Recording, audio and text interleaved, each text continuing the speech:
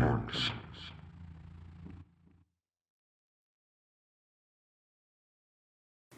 Hello, and welcome back to Cryptid Hauntings. I almost forgot what we were called. Today I'm Pam Gardner, and I am with... Chris Gardner. And Pam. And Pam is our sister, so let's say something fun about ourselves. Chris? I'm a mechanic. I'm a lefty. Hey, me too. I'm a janitor.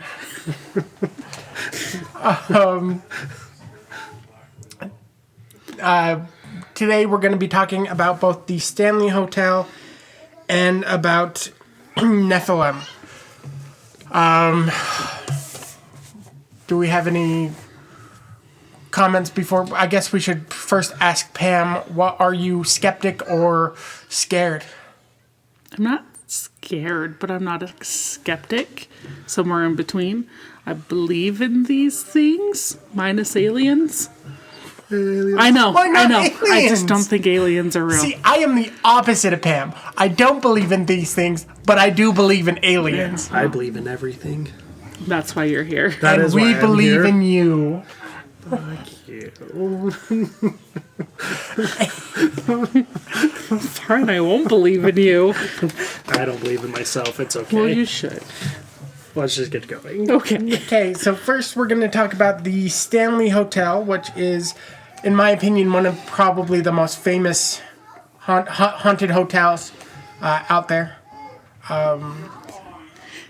There's some. I'd say it would be in a top 10. I just listened to another podcast that had one in, another one in Colorado. In Colorado? I think it's Brown. That Okay. is known for its haunting. See, Maybe it's just Colorado. Maybe it's just Colorado. You're right. I listened to a podcast the other day about places are haunted and they're doomed to be haunted for eternity. And I think Colorado is one of those places. It's just haunted. I want to go to Colorado. The corner I was in once was really pretty. I've never been. I want to go. Dad to Four Corners a while ago. So confused because it all looks the same as to where you were at. And Yeah? husband was all sorts of turned around. Was confused as to what state we were in. But yeah, we went to Colorado. We went to, I can't think of the national park. Isn't it just Four Corners National Park? No, we went to another one. Oh, It's not the statue one. Escalante. Escalante. Yeah. It was pretty sweet. Isn't that the guy that founded the town we live in? It's one of them. Yes. Anyway, so this hotel is not famous because of the activity that happens in there, but it's actually more famous because of Oh, sorry. a man named Stephen King who wrote a book called The Shining back in 1974. King fans were excited when he went in, staying at the end of season. This was the last day of season. He stayed in room 217, which is the most haunted room, and after waking up in the middle of the night from a nightmare involving his son, Stephen King came up with the entire idea for The Shining. In 1903, a man who invented the steam-powered car and steam-powered vacuums and steam-powered this... Steam cleaner. You'll Steam know cleaners. them as Stanley steamers. Because they were very explosive. They had a very catchy jingle in the 90s about Stanley's gonna clean your home. But yeah, the Stanley steamer is this guy. His name was Freeland Oscar Stanley, and he lived and was threatened by consumption. He was a vampire. He may have been a vampire. You are He correct. had consumption. Vampires aren't real. That's right. I said it. What everyone was thinking. Vampires aren't real. Okay. They might be real, but they're not shiny and sparkly. Okay, that's fair. She's more of a Buffy gal. No. I don't like David Twilight. Boreanaz. I read Twilight to get out of doing homework in English in 10th grade. That's the only reason why I read it. That's sad. I know vampires aren't sparkly. Did you not hear my speeches that I made? And okay. I don't remember any of that. I blocked out all of that. Fair. He's blocked out most of what you've said. Yeah, I know. It's okay. Ouch, Chris, that was mean. I didn't say that. You did. So anyway, he was a vampire. He had consumption. And doctor said, hey, if you want to cure you of vampirism, go to a drier climate. And he chose Colorado. And it was very popular in those days to be sent to a drier climate for tuberculosis. I know Pam was mentioning or was it Chris that was mentioning the TB wards? So she mentioned it. I brought it up with Ghost Adventures because they go to a TB ward where they have huge balconies where they would wheel their patients out and open up all the doors to let in the fresh air. But that's a very common treatment during the turn of the century are these TB wards that have the air because the idea is in the drier climate, so going somewhere Dry. southwest, not as much humidity, so you've got a lot of people coming from the coast, specifically like back east to out west because there's not as much humidity. It's dry, and that's going to help clear up the TB, the infection, thinking that the moist air is what's helping spread and keep that in their lungs. It would be interesting to see TB cases during that time in places like, Boston or New York versus Utah, Colorado. Well, part of that also there are higher rates, but part of that also is you got to look at Denser population density. You're more packed in a Boston than you are in a Denver, Colorado. Right. PBS about 5 or 6 years ago, something like that. It's probably more like a decade because I'm really like an 80-year-old man and don't understand time. Has a really good documentary on TB and the TB wards and this West cure.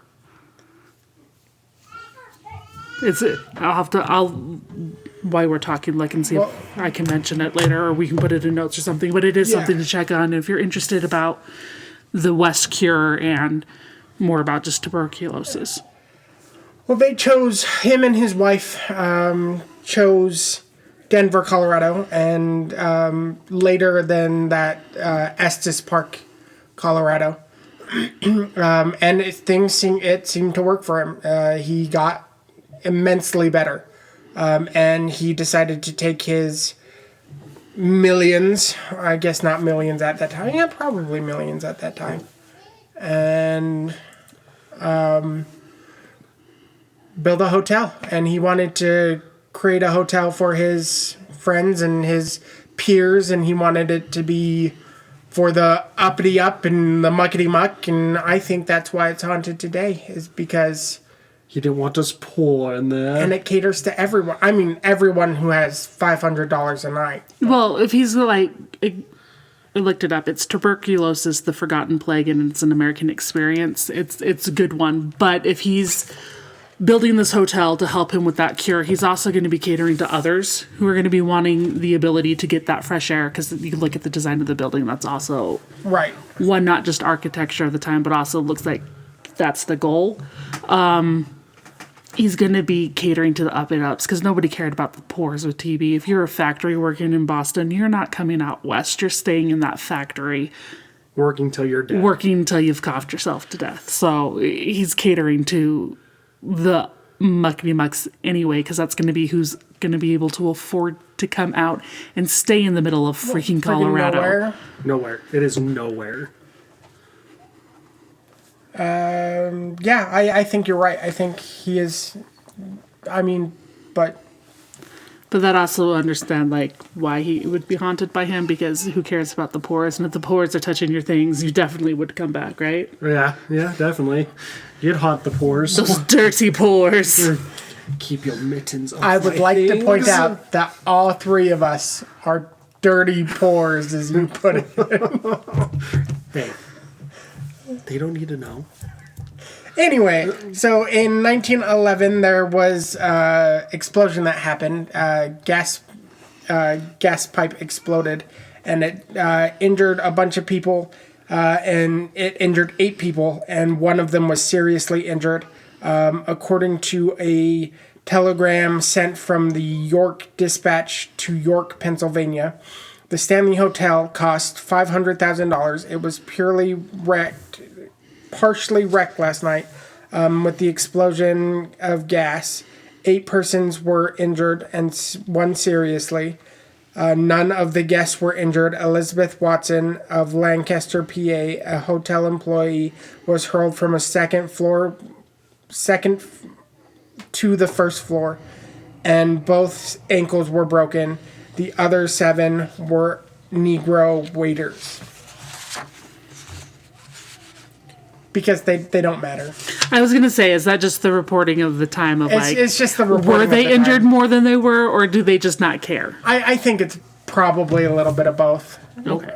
I think they were probably injured more than that because they didn't care. It wasn't reported. Well, yeah, I think that's what it was, is that They're they just- were injured, but they're because they were colored people, they weren't reported as much as the white And that could be person. just wild speculation on our part. Maybe he is doing his job. He didn't want to get fired. Don't look at me like that. With my eyeballs? So, just a little fun tidbit. In 1911, $500,000 is worth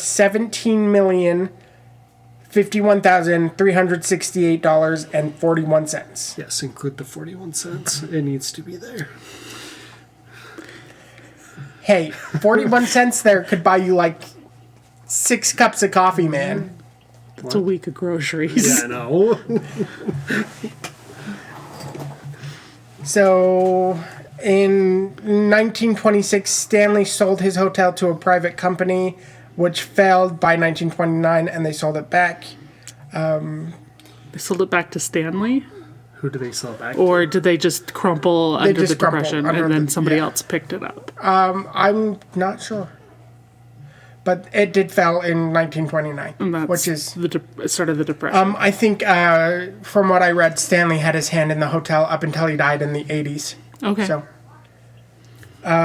Stanley has 4 main parts. The first part was finished in 1909, which consisted of the concert hall, which is the second part, was built in 1909. The lodge is built in 1910, and then the hedge mage or the topiary is built in 2015, and that's kind of It's like kind of a tourist straw of like, ooh, it's the Stanley. Come look at our shitting maze. pretty much. Okay.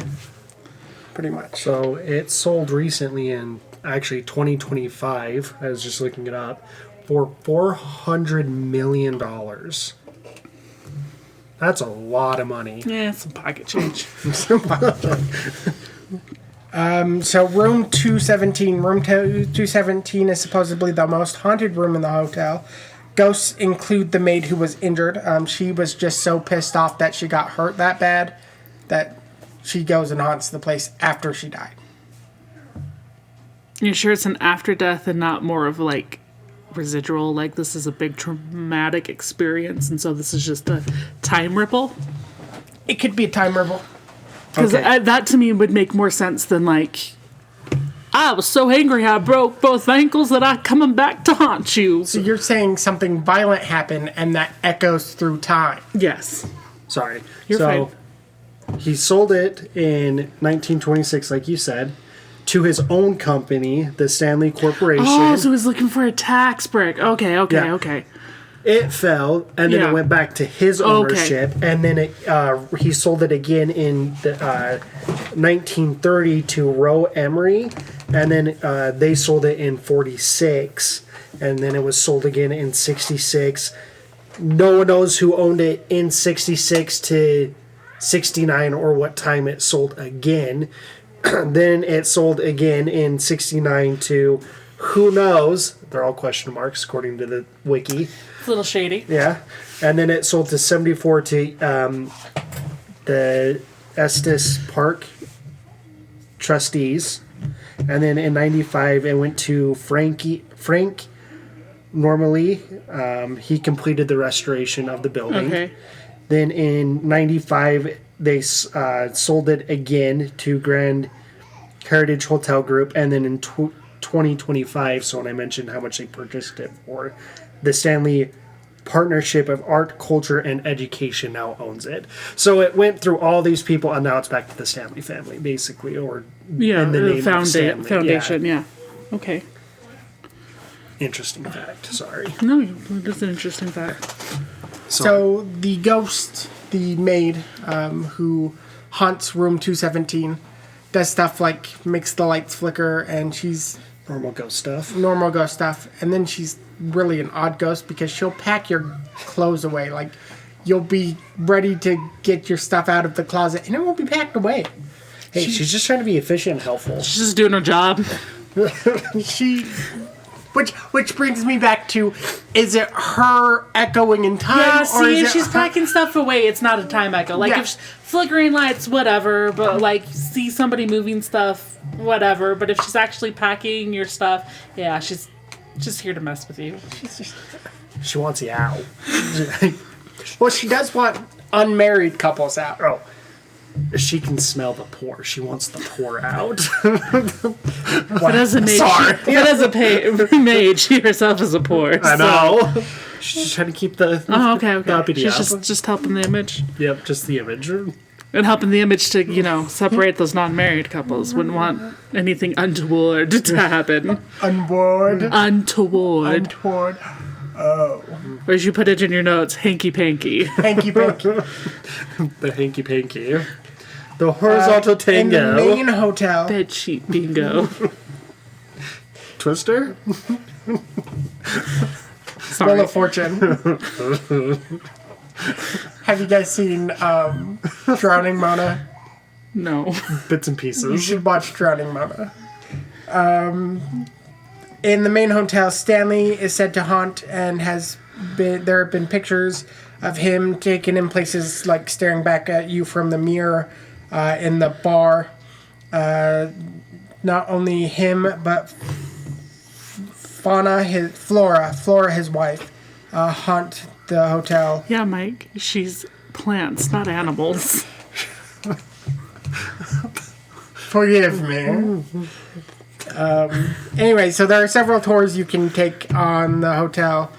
And in Estes Park, you've got the Shining Tour, which is focused on the history of the Stanley and the hotel, and is inspired by Stephen King's book, The Shining. It does include a trip to the restored caretaker's cabin in the Shining Room, which is a reconstruction of the bathroom from The Shining. Did I ever show you the picture of that creepy bathroom that I stayed in with? No. Oh, it was an old house in, I think, Manti. Yeah. This era, so turn of the century, 1911, and it's got that bathtub built into the wall with an archway. Okay. It's a Shining bathtub, and I was making jokes about it all weekend. My husband was not impressed. But it's super creepy, so I could see, having the recreated bathroom be A little creepy. a little creepy. It's just the design. There's the Stanley Night Tour. This tour focuses on more active hauntings in the hotel, and is a guided evening of ghosts and spirits. This is the tour. Yes. So, guided tour of ghosts and spirits. Do they guide the ghosts and spirits to No, or it do means they you guide have a them? ghost tour who's showing you the highlights of rooms where people have died and That's boring. activity has happened. That's boring. I wish This they would... room, a pen once fell off the table. See, that's boring. They should have the ghost to be part of the tour. Be like, ghosts, come, do things.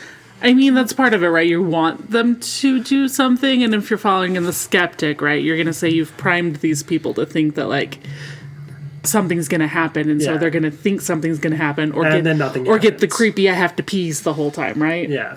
Creepy, I have to... You know it's a thing where you're like, you've psyched yourself out and you creeped yourself out, and you're like, God, I gotta pee. Gotta pee. I can't go to the bathroom. Gotta go. I gotta pee my pants. So, and then this is the one I want to go to. I think we should go to Estes Parks and focus on this tour. It's the Frozen Dead Guy Tour. The Frozen Dead Guy Tour is not part of the Stanley Hotel, but rather Estes Parks. It is described on the website as follows. International Cryogenics Museum. Immerse yourself in the world's only International Cryogenics Museum. Explore the history of the science of cryogenics and discover artifacts, pioneering stories, and the future of fascinating field. The Frozen Dead guy, Bob Marstow. It's Burrito. Burrito Marstow. Is the L silent? Marstow. There's a little bit more accent because he's Norwegian. And I don't speak I can't help you. I don't know Norwegian. Burrito Marstow takes the center stage as the museum's most prized exhibit, serving as unbelievable tied to Estes Park, renowned Frozen Dead Guy Days festival. Explore the bone-chilling circulation between the cryogenics and the storied legacy of the legendary event, all with the man himself, Burrito Marstow, as centerpiece. That's just creepy.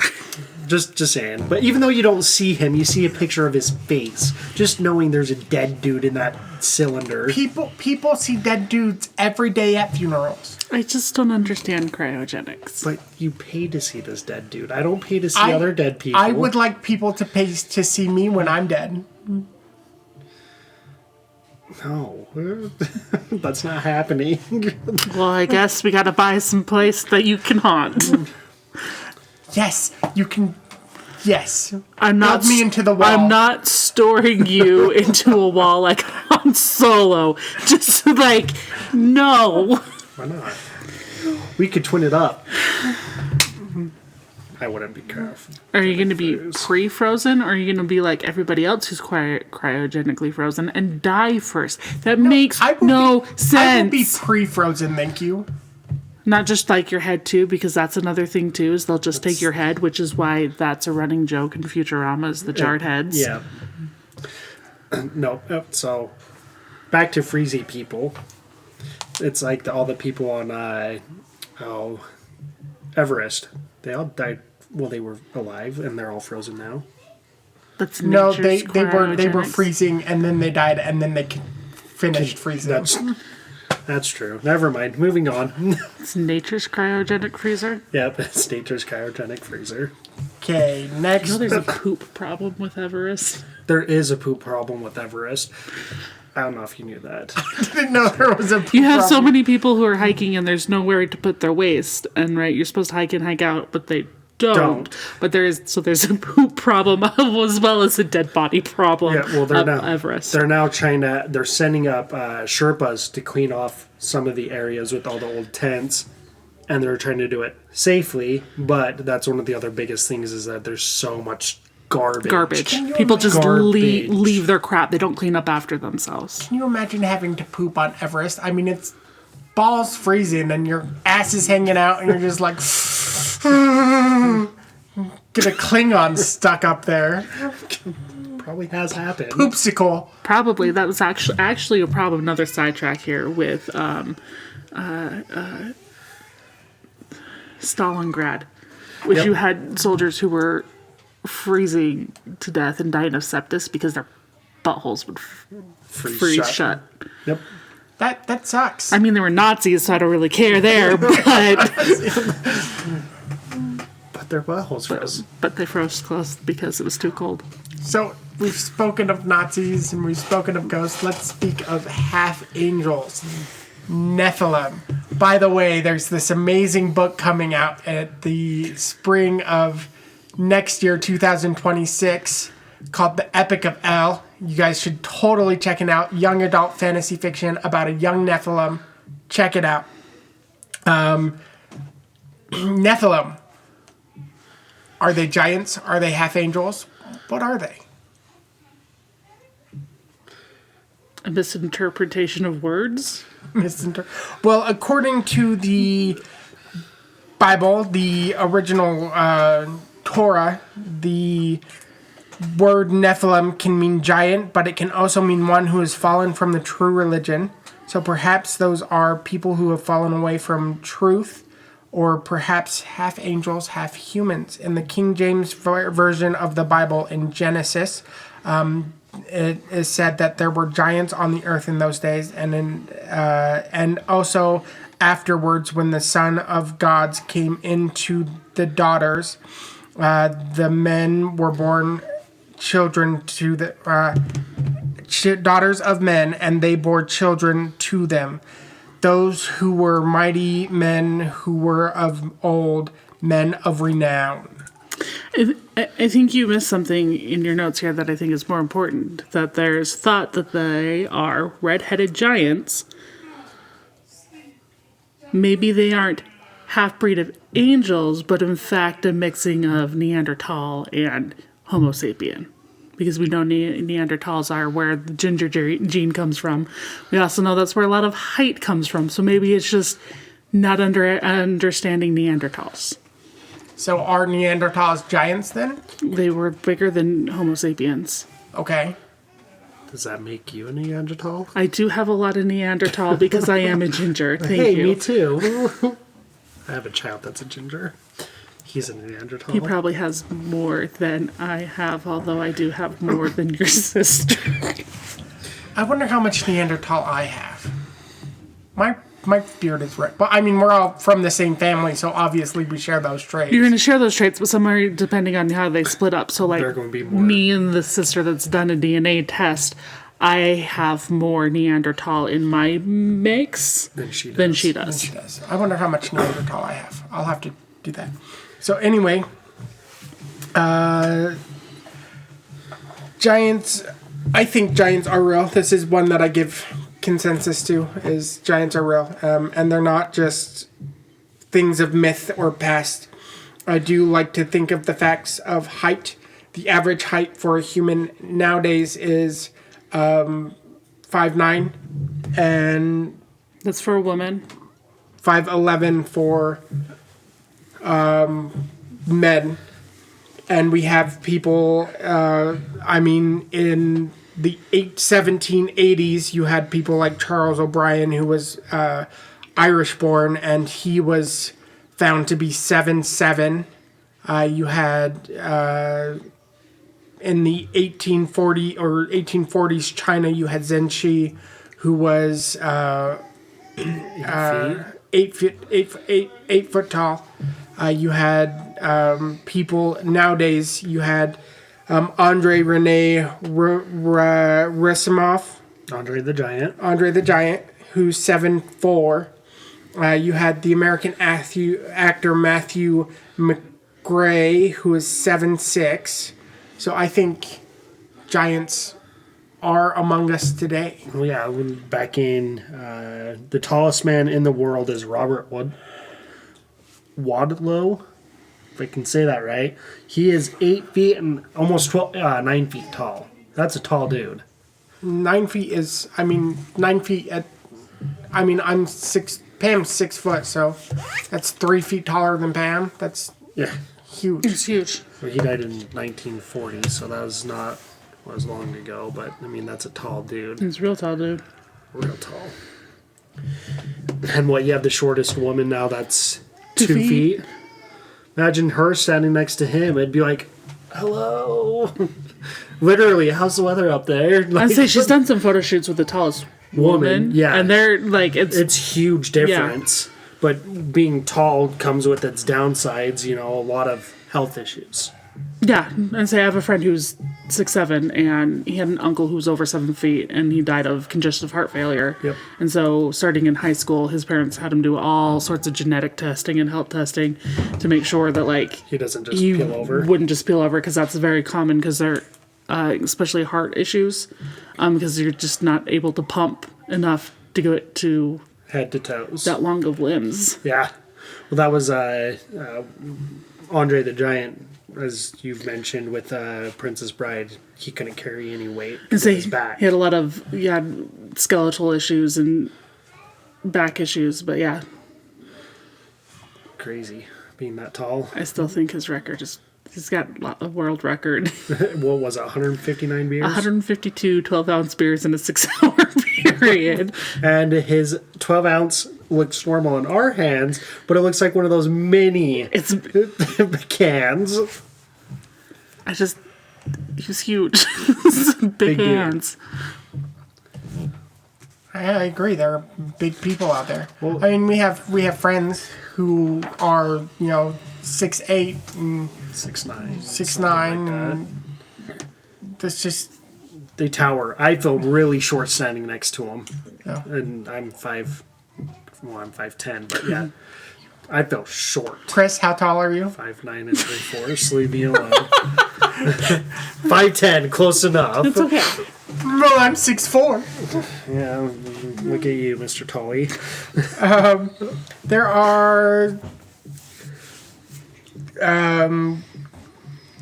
legends of the Saitichan in Nevada. They were supposedly cannibalistic men who were over 10 foot tall with flaming red hair. They would hide out in Lovelock Caves in the Nevada and ambush people that came by. The legends of the Paiutes go back hundreds of years. They've been mostly dismissed by scholars, but up until the 1970s, there was a bundle of bones from the Lovelock Caves that had not been examined. It turns out those bones, I don't know how you can tell this, but their bones came from somebody who was 6 foot tall. You're doing measurements, so you're looking at length of femur, and like if there's a femur, you can guesstimate height based on the length of the femur. You can also, if there's hip, calculate it off of hip, and I think you can also calculate it off of what is your arm bone called? Your tibia, No. Fibia. your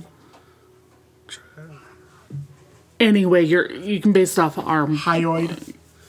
Hyoid is in your your throat that they look for. If I'm you, just I know you're bones. fine. Tibia and fibia are your two in your lower arm. You want your upper arm.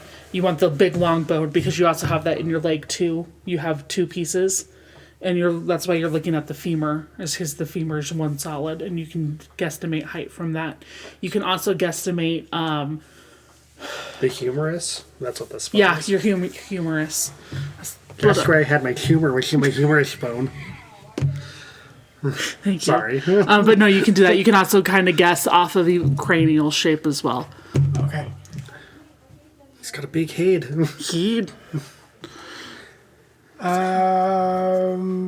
So what do you think? Are they really angels that have bred with humans, or are they humans that have bred with angels, or No. any mixture of the two? They're just tall people. And a weird genetic anomaly. I think you also got that mixing with that Neanderthal, where all of these throughout your world have said redhead. Redhead? And I think that's your clue, is that's where that ginger gene is coming, is Neanderthal. It ain't from angel aliens. You don't know. It's not. Well, look at all the NBA players. Even WNBA, they're all freaking tall people. Yeah, but are they all redheads? No. That's the thing, is they're not all redheads, but they are all tall. I think I looked it up. Their average height is over 6 feet tall. They're just tall people. I'm short for a woman basketball player. Yeah. Even women, they're like That's 6 what I feet said, for a tall. woman basketball player. I think that's what we have for you guys today. Any questions, please write us at cryptidhauntings@gmail.com. We're happy to take any questions. We're happy to take any viewer stories of ghosts or cryptids. Feedback, anything? Feedback. Yeah, tell us we suck. That would be awesome. Don't do that. But hopefully Pam may not be a every week host, but we're going to try and get her every week, which will be good. Just wait until we have our Bigfoot specialist come on. I think he'll enjoy it. Who's our Bigfoot specialist? Mark. Oh, that'd be fun. Any last comments? No? Okay. Thank you for joining us, and hopefully you'll join us again next week. Have a great day, you guys. Lafayette L. Chapman always knew he was different. Born with white hairs, unsettling blue eyes, and a mind sharper than most. Al was bullied and misunderstood. More than anything, he longed for escape. One stormy afternoon, a mysterious man in an opalescent green suit appeared in his home, and Al's life was changed forever. Angels are real, so are vampires and nightmares, shadowy creatures who eat flesh and forge blades from blood. As Al enters a new world of secrets and danger, he must uncover the truth about who he is and what he has become, and what has become of his soul, which he never knew he lost. Hi, I'm Pam Gardner, the author of The Epic of El, a young adult fantasy story coming out this spring of 2026. Follow me on Instagram at MakingItWithMikey, that's MakenItWithMikey, or email me at m.gardnerbooks@gmail.com for any questions you might have. And as always, feel free to email the show at cryptidhauntings@gmail.com.